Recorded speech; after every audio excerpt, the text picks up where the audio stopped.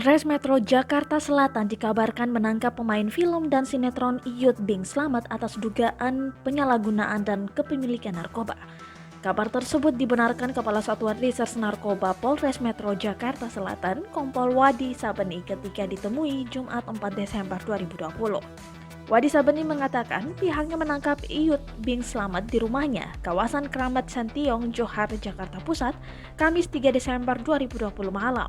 Dalam penangkapan kami mengamankan barang bukti berupa alat pakai narkoba dan paperclip diduga berisi sabu, ucapnya.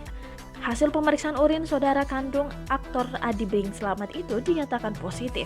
Wadi Sabeni belum mau menjelaskan hasil pemeriksaan terhadap Iyut Bing Slamet.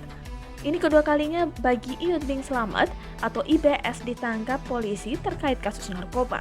Pada Selasa 8 Maret 2011 lalu, Iyut juga ditangkap anggota Bareskrim Polri setelah kedapatan menggunakan narkoba jenis sabu. Ia ditangkap di kamar nomor 208 Hotel Penthouse di Mangga Besar, Jakarta Barat.